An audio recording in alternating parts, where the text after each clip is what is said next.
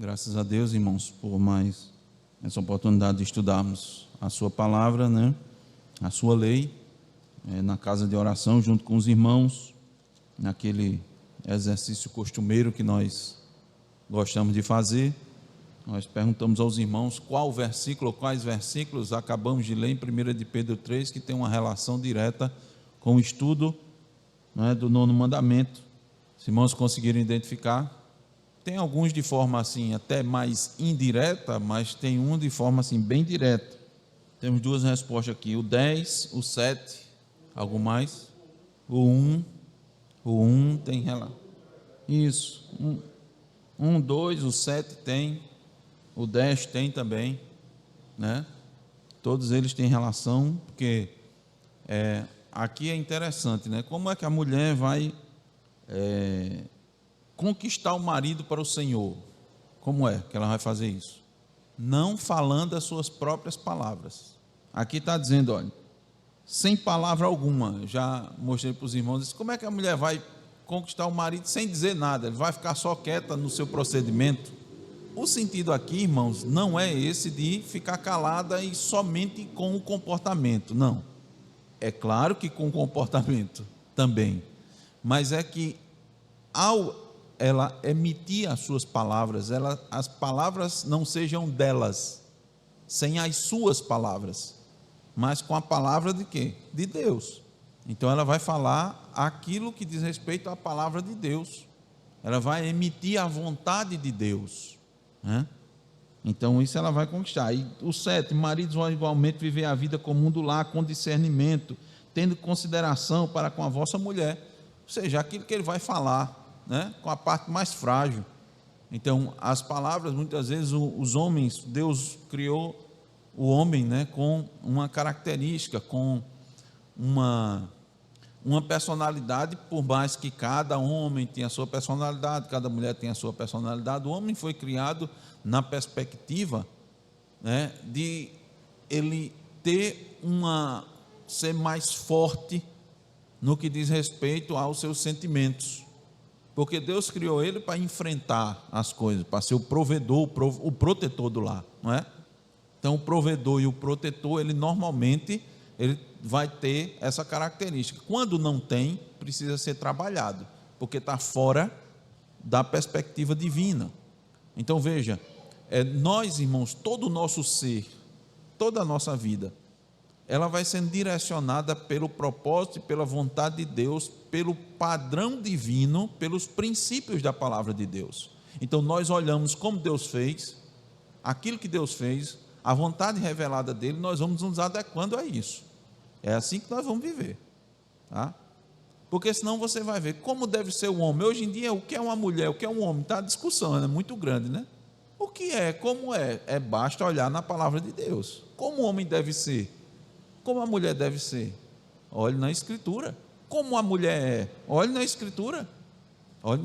E aí você vai fazer o quê? Se adequar ao padrão divino, mesmo que esse padrão, né, ou toda a natureza, principalmente o homem, mesmo que tenha sido afetado pelo pecado, principalmente é por isso que nós precisamos da palavra de Deus, para que haja uma adequação aos propósitos divinos iniciais, quando não havia pecado. Então nós vamos buscar isso daí, e lógico, nós vamos buscar também seguir o exemplo de Cristo, aquele que não teve pecado, né? Então como é que a gente deve agir? Como é que a gente deve se portar aqui no lar? Como a mulher deve se portar com o marido descrente? E se descrente, e com crente também, né?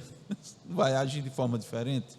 Não, vai usar as palavras, né, que Deus deu, né? Os homens vão levar em consideração a mulher, tratar com dignidade. O 10, pois quem quer amar a vida e ver dias felizes, refreie a língua do mal e evite que seus lábios falem dolosamente. Então, o que nós estamos estudando no 9º mandamento agora são os pecados cometidos contra esse mandamento, são os pecados, né, da língua. Qual é o 9º mandamento? Não dirás falso testemunho contra o teu próximo. Então, falar dolosamente é falar de forma errada para com o meu próximo, né? Então, A relação direta, muito bem, os irmãos estão identificando. Vamos encontrando aí a lei de Deus, os princípios da palavra de Deus espalhados por toda a Escritura, né? Aprendendo, vendo, e a gente vê de novo a importância de conhecermos e sabermos da lei de Deus. Então, irmãos, no domingo passado nós vimos alguns pecados proibidos nesse mandamento, que é tapar os ouvidos a uma defesa justa. Vimos o exemplo de Estevão, que ele estava falando, aquelas pessoas falando a verdade, e mesmo assim o texto nos diz em Atos 7,57 que eles taparam os ouvidos e unânimes arremeteram contra ele.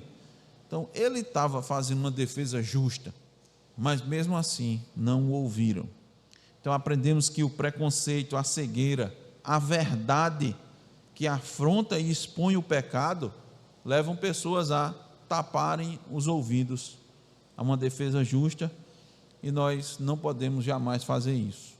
Esse mandamento está aqui sempre o tempo todo, nos fazendo, irmãos, refletir, analisar nossos sentimentos, nossas atitudes, nossas intenções. Esse mandamento nos chama a uma sinceridade na avaliação das nossas ações, dos nossos pensamentos, o tempo todo. Por que isso?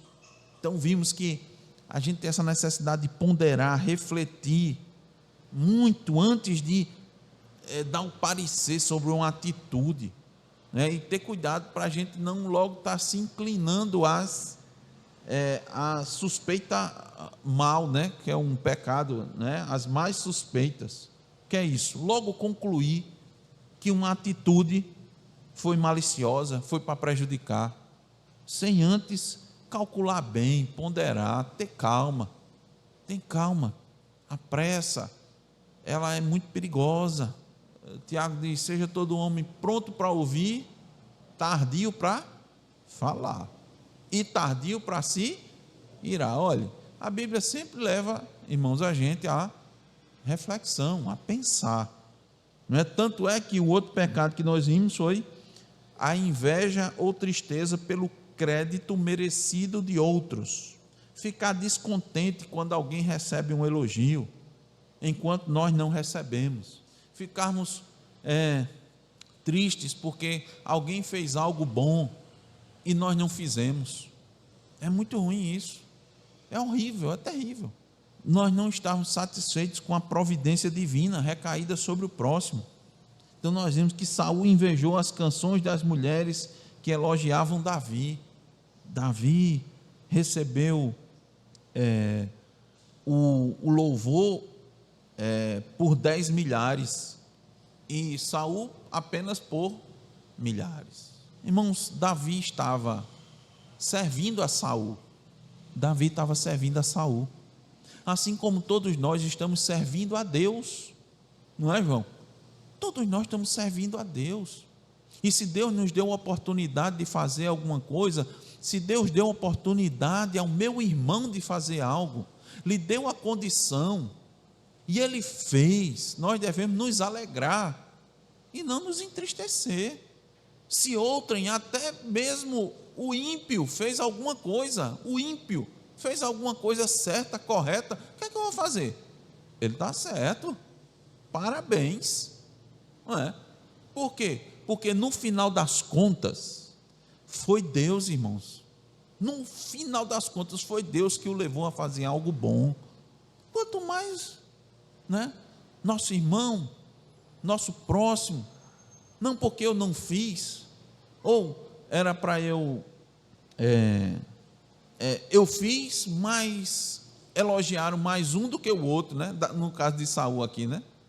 Elogiaram mais, estou atrás de elogios. Não estou atrás de elogios, de confirmação, isso aqui.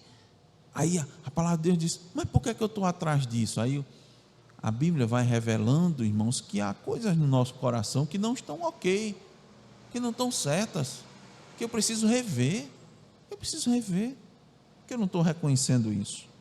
Sim, por isso que eu disse anteriormente aos irmãos que, no caso da gente, todos nós servimos a Deus, servimos ao mesmo Deus, a mesma causa.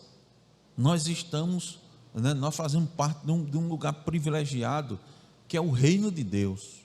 Então, se o irmão está fazendo algo, está honrando a Deus, está fazendo algo correto, está honrando a Deus e o nome de Deus, então eu tenho que me alegrar com isso e rogar a Deus que, Senhor, né, se eu tenho que fazer alguma coisa, Senhor, me dá a oportunidade de fazer como aquele irmão, né? É isso que eu tenho que colocar para eu fazer. Tu moveste, tu deste as oportunidades e, que maravilha. Então, é uma mudança de sentimento que tem que haver, né? De coisa interior no nosso coração. E o rogo, o pedido tem que ser esse, não a tristeza. Não, tristeza não, alegria. Porque todas as vezes que alguém está fazendo algo bom, todas as vezes que alguém está fazendo algo correto, todos estão se beneficiando, não é assim? Todos se beneficiam, quando diz, até o ímpio. Até quando Deus leva o ímpio a fazer uma coisa boa. Lembra que a gente falou aqui, citou a questão que o apóstolo Paulo disse, olha, tem gente que está pregando, mas está pregando por inveja. É bom porque está pregando. Não é que está pregando errado, ele estava pregando certo. Se ele estivesse pregando errado, Paulo não estava dizendo. Mas se alguém, irmãos, alguém está fazendo alguma coisa, às vezes, até para o seu próprio elogio, mas olha, isso é correto. A pessoa diz, não, mas eu sei que ele está fazendo porque ele quer aparecer. A ação dele está correta, a motivação dele está errada. Olha, o crente julga e analisa, não bota tudo num bolo, né? Quem está fazendo as coisas pela motivação errada tem que refletir, né? Mas que aquilo é certo, é. E se ele fez aquilo que é certo, eu também devo fazer ou não? Sim, mas pela motivação correta, que é, o crente faz as coisas para a glória de Deus. Então eu tenho que ficar olhando meu coração, né? O irmão fez algo, fulano fez algo, mesmo que seja meu inimigo, né? Aí você diz, não, ele fez certo, ele fez correto, graças a Deus que ele fez.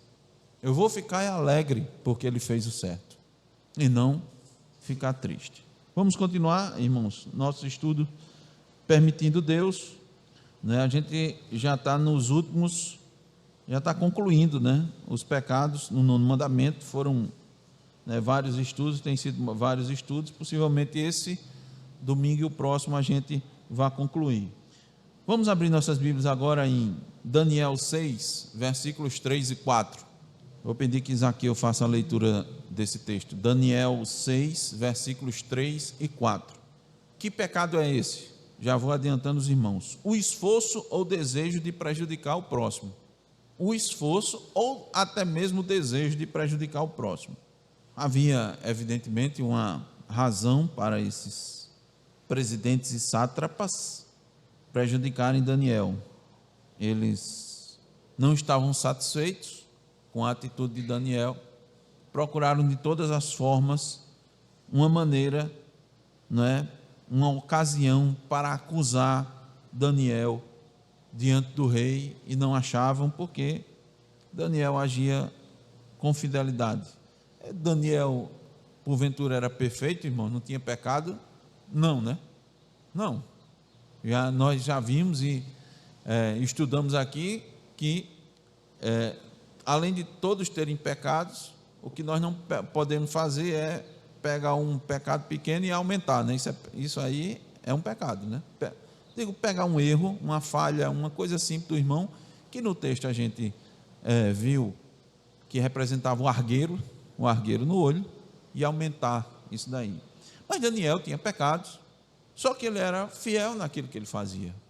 E nessa perspectiva, não havia motivo que eles encontraram para acusar Daniel a respeito do reino, porque ele, nesse sentido, ele era fiel, ele agia da forma correta, mas nós sabemos que essas pessoas tramaram um plano e aparentemente foram exitosos nesse plano, não foi? Eles ficaram procurando, maquinando até encontrar. E nós vimos que eles conseguiram prejudicar Daniel, conseguiram arrumar um jeito, né? O que é que aconteceu? O rei não analisou, Lembra que a gente está falando aqui? Analise as coisas, avalie direitinho, veja, julgue com calma. Eles trabalharam o quê? Na perspectiva do ego do rei, né? Que é uma coisa que a gente tem que trabalhar para baixar o nosso. Então veja, irmãos, um pecado, né, vai levando o outro. Então a gente tem que ter muito cuidado, principalmente nessa questão do orgulho, da soberba, porque ele precede a ruína. Então há pecados, irmãos, há questões que eles vão prejudicar muito mais as nossas vidas. E a gente está vendo esse processo aqui. Então eles fizeram todo o esforço para prejudicar Daniel, que é contrário ao amor. Fomos chamados a amar o próximo. Amar o próximo é ficar alegre quando ele está fazendo as coisas certas, para eles ficarem contentes. Era para eles darem as mãos, os braços a Daniel. Era para eles seguirem o exemplo. Era para eles dizerem: Daniel, eu reconheço que, rapaz, o que você faz é muito bom. E eu gostaria de aprender com você. Esse é o procedimento normal. Eu gostaria. Você pode mostrar como você faz, como você consegue. Isso vai trabalhando o que, irmãos? A humildade, né? A humildade. Mas não. O que é que eles fizeram? Prepararam uma estratégia para prejudicar. Por quê? Aí, olha, isso aqui é muito sutil. Presta atenção. Quando eu prejudico o outro, ou ele sai de cena, ou ele é manchado, meu pecado é encoberto. Preste bem atenção nisso, a gente tem que ter cuidado. Muitas vezes, irmãos, nosso coração é enganoso, a gente exatamente cita, faz menção de determinados defeitos de outro, exatamente o quê? Para poder justificar os meus. Olha, ele tem defeito, todo mundo tem defeito. Cuidado, isso é o nosso coração, irmãos. É por isso que a palavra de Deus, a gente fala assim, que ela vai, sabe, profundamente, ela não deixa nada, ela escarcavia, né? Escarcaviar, né? Vocês já escutaram essa expressão, né? Né, irmanita? Vai futucando assim, e não deixa nada, ela vai profundamente. E aí, isso às vezes, por que você falou isso, esse defeito? Não, porque eu quero esconder o meu. Não, irmãos, a gente não tem que estar escondendo os nossos, a gente tem que confessar e deixar, mesmo que seja um pecado secreto do coração. Você identificou, você está vendo, você está estudando agora a lei de Deus, aí você diz: meu Senhor, olha o que estava no meu coração, me perdoa, Senhor, me perdoa, vou mudar. Eu estava falando isso, mas sabe por quê? Porque eu estou justificando, querendo justificar o meu pecado. Não posso fazer isso, eu aprendi que eu não posso. Então, quando o cristão conhece alguém que está prosperando, nesse caso aqui, é olhar para o seu exemplo, né? E buscar seguir. Quer falar, irmão? Sem você colocar só aquela questão que você falou, podia ser que esses sátrapas e presidentes tenham sido alguns daqueles que foram livrados. É possível, né? Isso. Porque exatamente o que é isso, porque a inveja, ela cega. Por isso que a gente está falando muito aqui, porque você veja o quanto tem versículos relacionados a isso, percebeu? Tem muito relacionado a isso, com relação a esse mandamento aqui, tem muitos, porque, como eu disse, um pecado chama outro, né? E há pecados assim, irmãos, que geram, né? A ramificação é muito grande, e um deles é esse, é a soberba, a humildade. Você, na humildade, irmãos, você trabalhando a humildade, você se livra de muita coisa, mas muita coisa mesmo, mas muita. E nós vimos também nesse estudo que o que foi que levou Adão e Eva a não reconhecerem logo seu pecado diante de Deus? É a soberba, o orgulho. Como você se livrar de um questionamento como aquele? Como? Aí você vê como a cegueira. Então, isso é uma coisa que a gente, tem que bater? Tenho que bater. Quantas vezes? Todo dia. Então é isso que a gente vê. Então, alguém que livrou o outro da morte, né? Possivelmente, né? Muito provavelmente, e todos aqueles se livraram, né? Da morte. Daniel só fez o bem, irmãos. Aí a gente volta àquele pecado que a gente falou antes, cegar para uma causa justa, né? Na hora que isso aconteceu com Daniel, era para um monte de gente correr e interceder a ele, né, ao rei, por ele, né? Rapaz, esse homem, não, rei, vamos arrumar um jeito aí. Quem ficou correndo atrás foi o próprio rei, não foi para livrar Daniel. Ele caiu em si na bobagem que ele fez, né, no orgulho, né, que foi enaltecido dele. Uhum. Exato. Então, né, irmãos, essa questão aqui, né, de esforço ou desejo de prejudicar, a gente tem que ter cuidado, porque a gente pode estar prejudicando de forma indireta, né, direta ou de forma indireta. Então, o cristão, quando conhece alguém, quando está perto, que está prosperando, que sua atitude é correta, ele deve olhar seu exemplo e seguir, não inveja, não o intuito de prejudicar. Como é que você prejudica? Tem várias formas de você prejudicar. Você pode prejudicar diretamente ou indiretamente. Pode fazer isso. Você simplesmente, por exemplo, a Bíblia diz, aquele que pode fazer o bem e não o faz, nisso peca. Você não fez o mal diretamente, mas o bem você não fez e poderia ter feito, né? Então, ficamos atentos a isso. Outro pecado, irmãos, regozijar-se com a desgraça de outro. Jeremias 48, 27. Ruth, leia aí, Ruth, por favor. O contexto aqui para a gente entender, irmãos. Na época da calamidade de Israel, quando as 10 tribos, eu digo Israel, né, Judá e Israel, isso, Israel. As 10 tribos foram levadas cativas pelos assírios, e também as 2 tribos, né, Judá e Benjamim. Os moabitas ficaram extremamente felizes, ficaram, irmãos, muito alegres, o que não deveriam ter feito. Por quê? Porque nós sabemos como foi que o povo de Deus foi tratado, né? Pelos babilônicos, pelos assírios. Nós sabemos como eles foram tratados. Mais uma vez eu lembro aos irmãos, só ler Jeremias, Lamentações de Jeremias, foi de forma desumana o tratamento, não é certo? Tanto é que nós temos o Salmo 137, que para muitos ainda é um salmo que é deixado de lado. Tem texto na Bíblia que o pessoal deixa de lado, quer esquecer, porque são fortes, né? É uma oração imprecatória que pede a Deus que vingue, que faça justiça, pegando os filhos dos outros e jogando nas pedras. É muito forte isso. Só que nós esquecemos o que foi que os babilônicos, o que foi que os assírios fizeram com o povo de Deus. Maiores atrocidades. E nós vamos estudar aqui logo mais na frente, essa questão, esse outro pecado. Então os moabitas se alegraram. E o pior, irmãos, é que os moabitas são parentes dos israelitas. De quem os moabitas são descendência de quem? De Ló. De Ló. Sempre que os moabitas falavam da angústia, da calamidade de Israel no seu cativeiro, eles riam. Eles não tinham um mínimo de compaixão, de pena. Então, deixa eu lembrar só um pouquinho, só poucos detalhes. Quando os cristãos eram levados cativos para a Babilônia, você tem, por exemplo, as pessoas idosas, você tem pena, né, de idoso, de criança. Não havia piedade nenhuma para idosos. Eles eram escarnecidos, humilhados. Você quer ver uma humilhação grande para um idoso?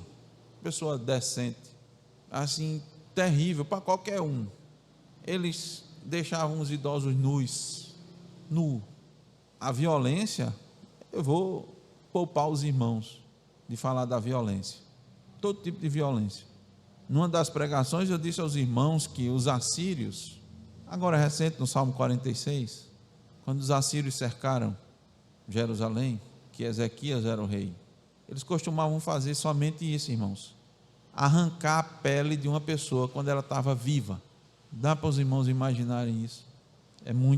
Mas é muita crueldade. Os moabitas sabiam de tudo isso.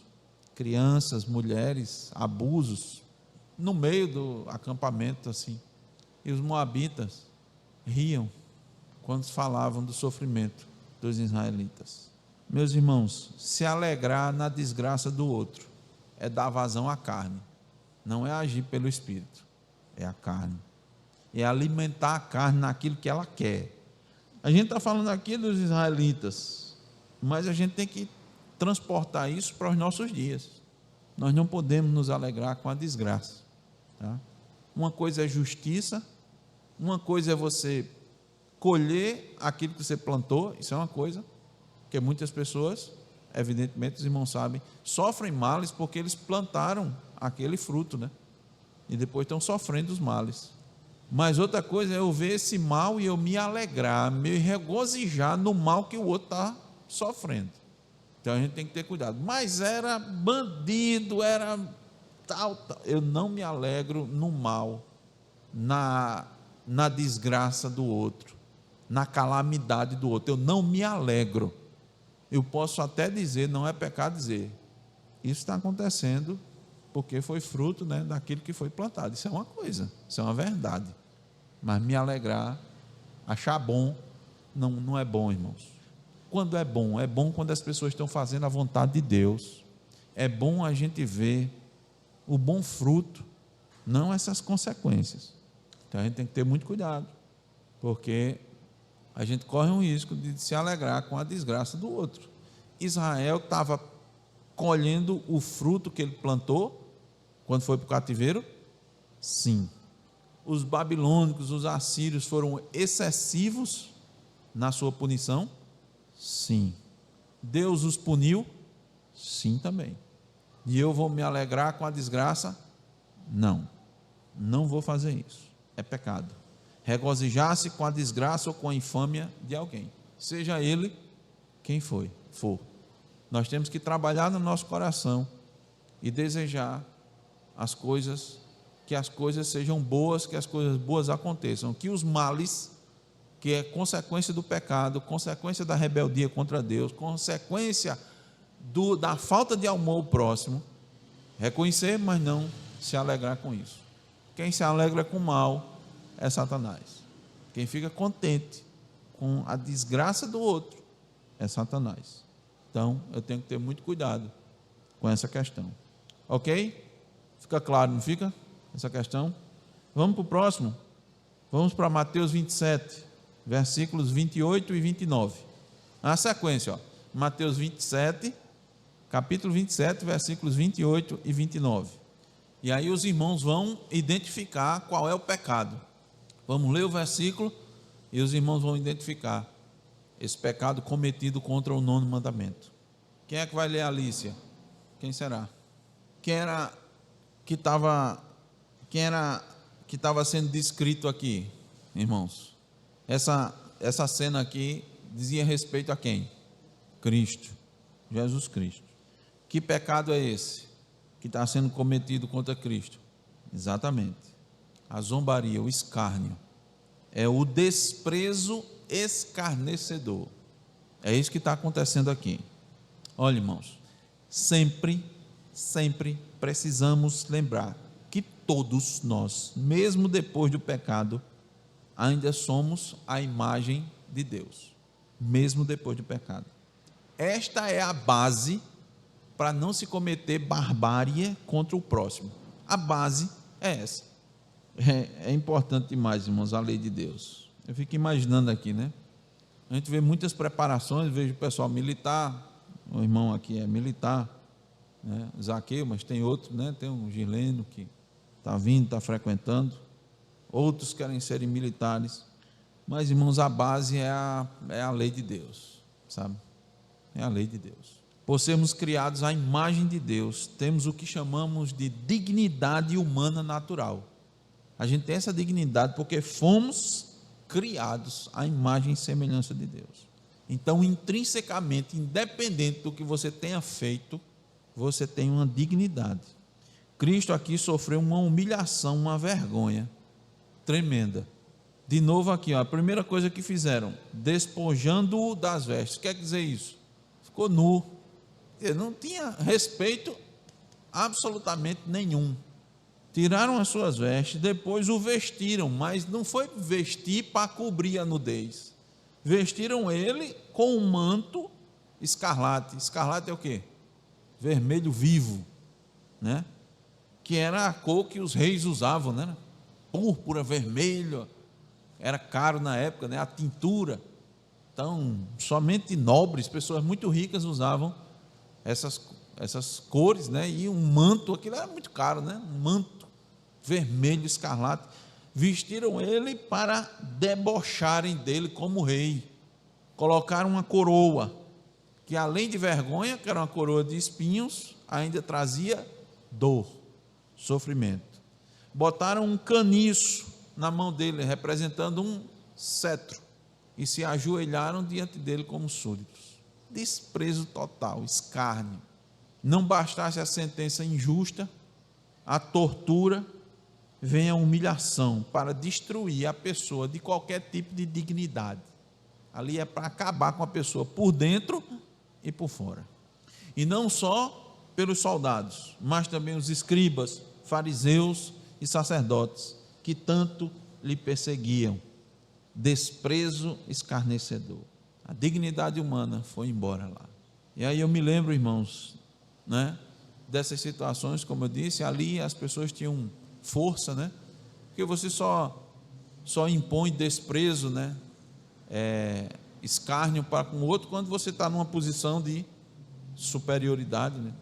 E você humilha, você faz isso. E aí eu lembro, irmãos, daquela situação dos crimes de guerra, porque a gente acabou de falar, né, da Babilônia, dos assírios. Certamente, irmãos, alguns desses crimes que são classificados como crimes de guerra, eles têm como base, evidentemente, a dignidade humana natural. Então, mesmo que um país esteja em guerra com o outro, mesmo que haja uma guerra civil, em que as pessoas estão lutando e até matando umas às outras, você tem que considerar que o outro tem dignidade, tem uma dignidade humana. Então, por exemplo, numa guerra, assassinato de civis é um crime de guerra. Você está lutando contra os soldados, né? Usar civis como escudo humano é um crime de guerra. Como a gente diz aí, esses terroristas aí, que eles fazem isso. E o pessoal fica defendendo esse povo. Ataques indeterminados, desproporcionais, tortura, execução sumária, tratamento desumano ou humilhante. Tratamento desumano. Todos nós temos uma questão, temos as necessidades fisiológicas. Muitas vezes esses presos ficam dentro das celas e tem um momento de defecar e eles não limpam, né? Deixa a pessoa defecar e fica no ambiente, a urina, as fezes. Todos nós sabemos o que isso atrai, né? A pessoa fica doente. É tratamento desumano. A pessoa está presa, né? Tem um motivo, mas não é para ser tratado desse jeito. Nós sabemos que não se deve mais usar armas químicas, né? Biológicas. Está proibido isso. Por quê? Mas usam? Não é exatamente isso, mas se usa. Tem um presidente aí que vocês devem saber que os inimigos dele, ele mata tudo envenenado. Foi contra ele, dificilmente alguém não aparece morto, né? Atacar hospitais, irmãos, hospitais, ambulâncias, atacar equipes médicas que estão ali para socorrer, né, as pessoas, bombardeio de escola, de igreja. Isso é desumano, sem falar, né, estupro, violência sexual de toda sorte, né? Recrutar crianças como soldados, né? Preparar as crianças para ser soldado, tudo isso, irmãos, atenta contra a dignidade humana. De onde é que vem essa dignidade? De onde? Qual é a base? O homem foi feito à imagem e semelhança de Deus. A gente precisa atentar para isso. Não é porque uma pessoa cometeu crimes bárbaros que eu agora vou devolver com a barbárie. Eu sei que há situações muito difíceis, que a gente vê muitas vezes reportado em imagens, né? Alguns agora, por conta dessa operação no Rio de Janeiro, né? O pessoal descobriu lá uns locais de torturas. local totalmente fechado, com tratamento acústico para a pessoa, né? Pode gritar à vontade. Tonéis, onde a pessoa era afogada, locais no teto, para a pessoa ficar pendurada e ser torturado, poço de mais de 30 metros, para jogar os cadáveres, aqui.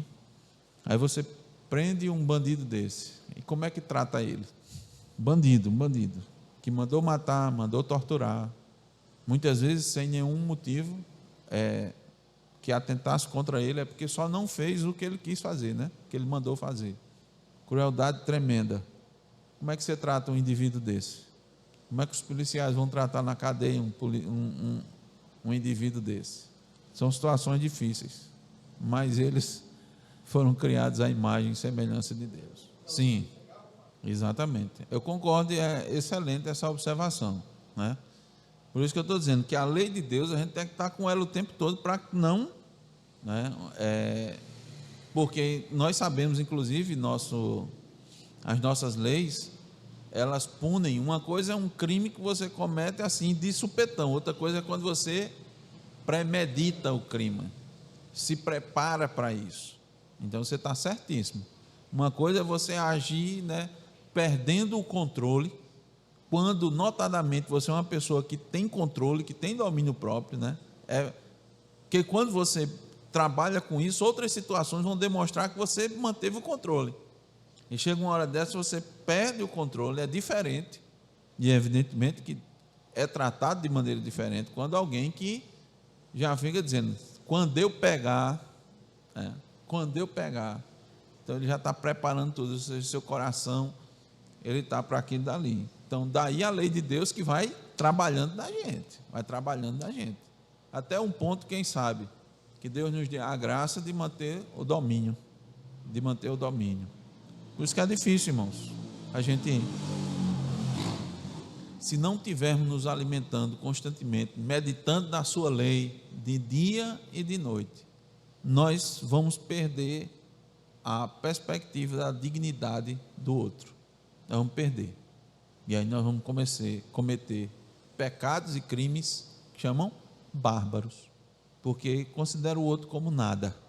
Da Costa Rica, o Tratado de Genebra, né, se eu não me engano, e isso é a perspectiva divina. Olha agora aqui, a gente vai finalizar. Quando Deus está no centro, irmãos, a gente olha os dois lados. Porque, por exemplo, hoje o pessoal fala muito em direitos humanos, mas fala em direito humano de quem cometeu o crime, mas da vítima não, né? Direito dos manos. Então, mas e a vítima? E a família da vítima? Exploração. O que a gente está vendo nesse evento aqui, é o que se chama exploração. E lembre-se, irmãos, eu tive lá, eu tive a oportunidade, Deus me deu a oportunidade de estar lá anteriormente, aí a gente citou, né, eu e o pastor Edson, e a gente perguntou como é que estava a preparação, e até o pessoal de lá disse, olha, aqui eu discordo até com a maneira que o pessoal está se preparando para receber, né? A exploração, vamos nos aproveitar do próximo, não é amar o próximo, vamos nos aproveitar. A necessidade, vai haver uma necessidade muito grande, vai haver uma procura muito grande, e a oferta é pouca, então vamos nos aproveitar, porque a gente não pode perder a oportunidade de explorar. É exatamente isso. Então, veja a lei de Deus, né? A lei de Deus, irmãos, nos leva a amar. Lembra do conceito de amar, que a gente está estudando? Amar é o quê? Cumprir a lei. A gente não pode ficar, irmão, sem a lei de Deus, não tem como, a gente perde a referência. A lei de Deus dá referência para tudo, e quanto mais se abandona a lei de Deus, vem aí a exploração, a injustiça, né? Quando você acaba dando apoio ao mal e prejudicando o que é bom. Aplicações pontuais, rápidas. Cuidado para não negarmos o dom que Deus concede aos outros, né? A oportunidade e a capacidade. Cuidado para, né, estarmos sempre prontos a reconhecer a nossa transgressão e aquilo que o outro faz de correto, de bom. a desgraça do meu próximo não é razão da minha alegria. Nossa fonte de alegria está em Deus, e quando alguém faz a vontade de Deus, isso é que a gente deve nos alegrar. Todas as pessoas devem ser tratadas com dignidade, até o bandido, Que Deus nos faça, irmãos, entender, a sua lei e praticá-la nas nossas vidas. Amém.